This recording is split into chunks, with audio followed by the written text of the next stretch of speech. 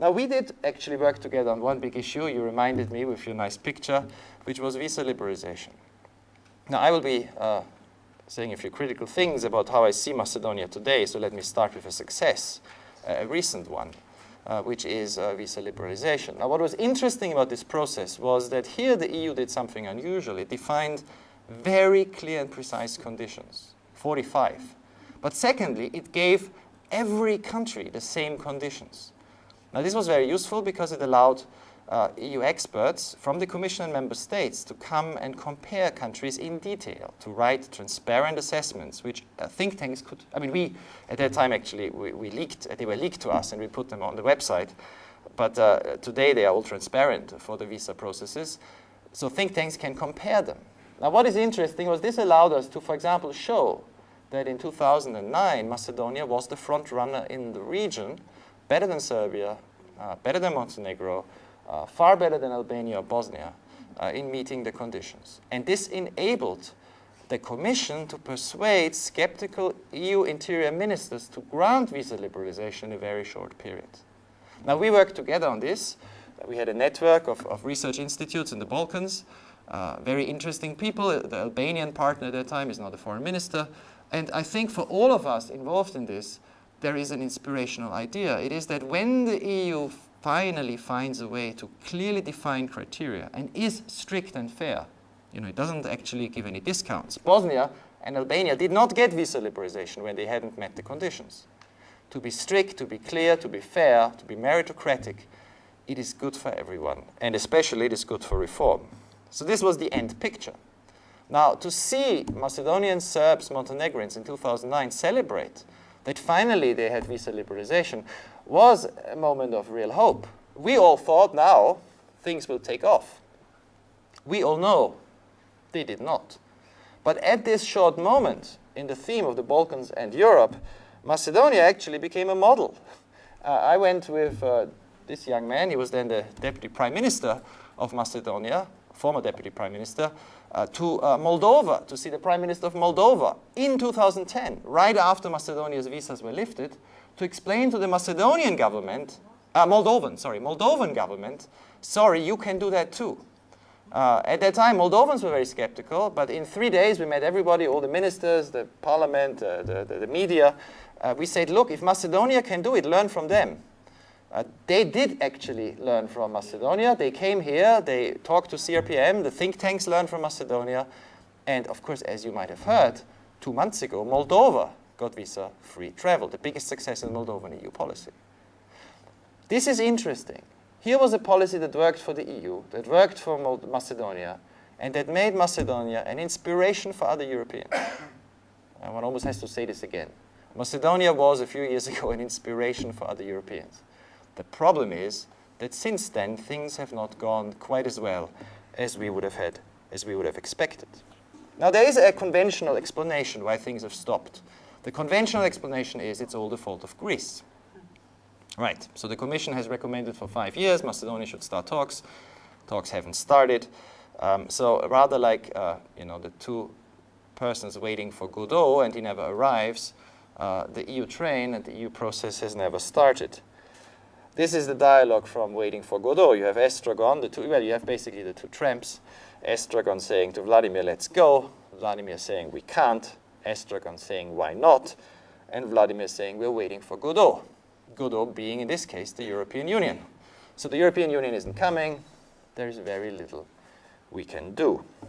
Now let me try to sum up some of our findings that we've made in the last year as we travel around Macedonia and talk to a large number of people, from the Prime Minister to the mayors to very critical journalists, mayors in the west and in the east of the country, business people and others, about how the EU is seen today in Macedonia. And in order to do that, actually, let me transform a little and represent two personalities. One, Vladimir the Macedonian, and the other, Estragon. Now, Vladimir the Macedonian is now explaining his views, and I think you will recognize some of them. The EU is not fair to Macedonia. The EU has never been fair to Macedonia. All right, I've been voting VMRO for the last 3 years, or the last 3 elections. But I'm not a nationalist. What I see is that in 1991, when Macedonia emerged as an independent state, in 1991, the EU did not follow its own commission, the Bud Intercommission, and recognize us. And since then, it's been the same story every time. For 25 years, the EU has been led around like a bear by the nose by the Greeks. Now, the real problem with the Greeks is that their personnel hasn't changed. So in 1991, it was Mr. Samaras who told us that Macedonia was an unviable state. Mr. Samaras then became the Minister of Culture. In 2008, he told the Greek media that, again, Macedonia is an unviable state, and now he's the Prime Minister. So what are we to do? There is very little we can do, and it's deeply unfair. But the European Union, instead of looking at itself and putting pressure on the Greeks, has decided to put pressure on us. It is creating a story that we're not a full democracy. Well, we are not a full democracy, but let's compare ourselves fairly to our neighbors. Are we truly worse than Montenegro, which still has the former communists in power and never had a change in government? Are we truly worse than Kosovo, which is run by the former UČK? You all know who's in power in Serbia, perhaps the EU has forgotten, but this is, of course, the former radical party, not to mention what we see in Turkey on the television screens. The way Mr. Erdogan, who is negotiating and who is an EU candidate and who has been opening chapters, is treating opposition, I think suggests that EU standards are not consistent. If we would have an election law here, like in Hungary, VMRO would get 80% of the Macedonian votes. Now, we've done what the EU has told us on inter-ethnic relations. In the Ohrid Agreement, it says this would be part of the Euro-Atlantic integration process, but it hasn't happened. Our economy is doing fine, at least as fine as we can do, without outside support. The World Bank praises us. We have a great business climate. The IMF says we are doing good things. Of course we are not rich, but how can we be rich without the money that the EU gives to Bulgaria and Greece? Now, we don't have far-right movements like the Golden Dawn in Greece or Jobbik in Hungary. And when it comes to the media, yes, we are not perfect, but who is? Is Italy perfect, which Freedom House considered only partially free? Now, what I see when I look at Europe is basically a union that is a bully. Now, I want to still join because I don't want to be bullied, but there's nothing that we can do. The EU cannot bully Turkey, but it bullies us. It tells us we are not meeting conditions, but these conditions are not the same for everyone. I'm no longer angry, but I'm sad. I just want to be treated like everybody else. Now, No, this wasn't me. Let me now go to Estragon, who is a disappointed supporter of the whoever. He strongly believes in the EU and is a disappointed supporter of anybody who's been strongly in favor of the EU. Now, Estragon's view is, and he says to Vladimir, "Dear Vladimir, things are actually a lot worse than you make them out to be. I agree with you that the EU is unfair. But if the EU is a bully, if you're right, then why are we behaving so irrationally? I mean, if we are small and weak, why do we put our finger in the eyes of our neighbors? Is it really worthwhile to provoke the Greeks since 2006 by renaming every street and every highway and putting up statues of Alexander the Great everywhere? No, I don't mind putting up statues. I just ask whether it's a wise policy. Now, inter-ethnic relations, you're right, they are better than at the time of war. But I don't actually want to live in a country where there are two ethnic one-party states and stagnation is built into the political situation. It is a stagnation that kills us. You talk about the economy. Which other country in the Balkans has seen so little foreign direct investment, so consistently high or low employment rates? Now on the media, I don't care what the situation is in Turkey. I only care about Macedonia, and the situation is bad. Everybody agrees on this. The OSCE Commissioner for the Media says it. The UN Commissioner for the Media says it. Reporters Without Borders say it. Freedom House say it. Only the European Commission doesn't say it. Read the last progress report. There the Commission lists a whole range of meaningless reforms, organizing speak-out conferences, and then in Macedonia, as the ODIHR pointed out in an objective study after the last elections, even at election time, you only hear one voice.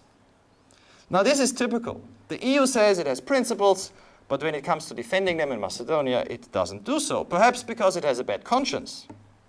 Now, look at gay rights. This was part of the conditions for visa liberalization.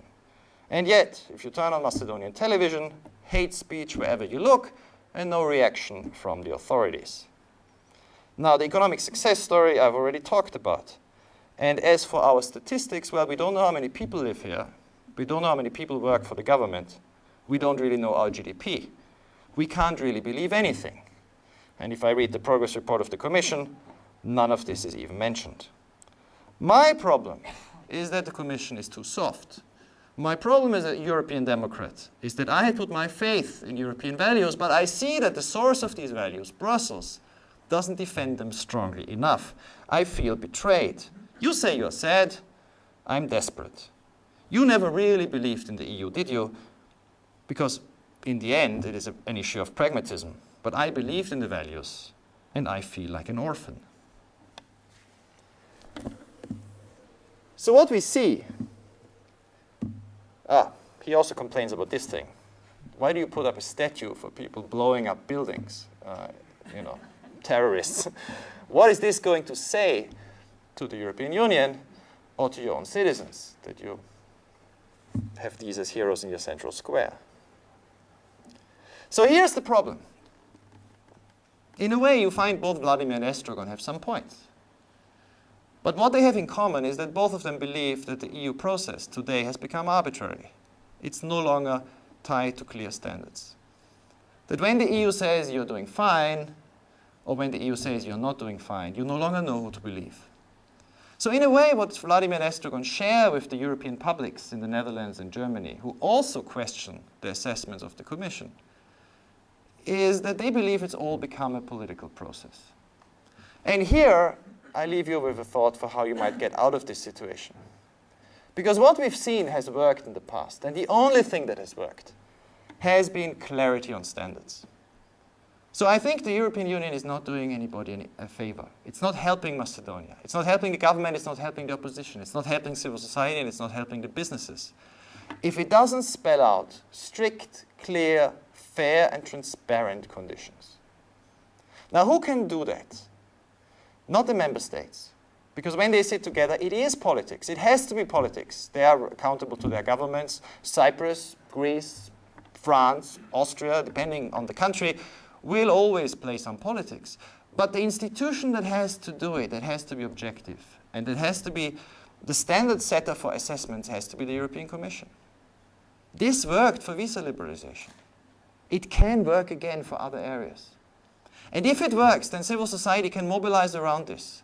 If we actually have European standards that are clearly defined for what is acceptable and what is unacceptable in the field of the media, what is acceptable and unacceptable in the field of gay rights, what is required to meet EU standards when it comes to procurement, or environment, or food safety, or public administration, in the different institutions the EU acquis foresees a country has functioning according to EU standards. Once we have them clearly spelled out, you have a very different debate.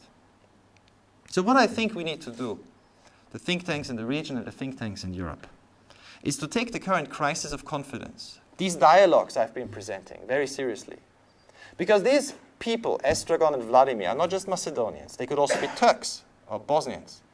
There are many people in Turkey who think exactly the same thing. Either the EU is always going to be unfair, or in fact the EU is not defending its standards strong enough because Turkey is too important.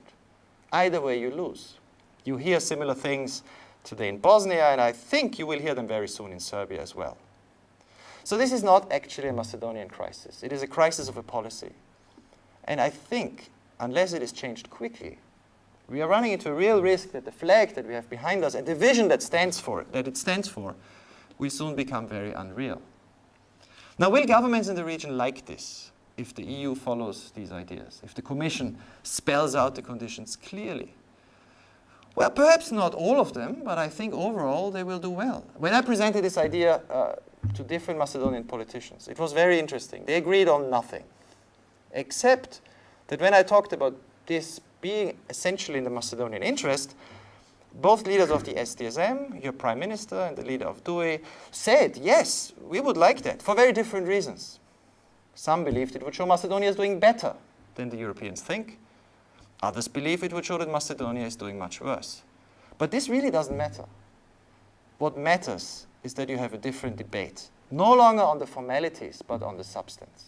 So what we recommend, and I think if this is accepted, and let's push for it together, the job and the cooperation we had on visa would be expanded to many areas. What we are recommending is that the European Commission sets out clear roadmaps per policy area, per chapter, as soon as possible, applies them to all the countries in the Balkans, from Turkey to Albania, whether they negotiate or not, so that you can all compete on a level playing field.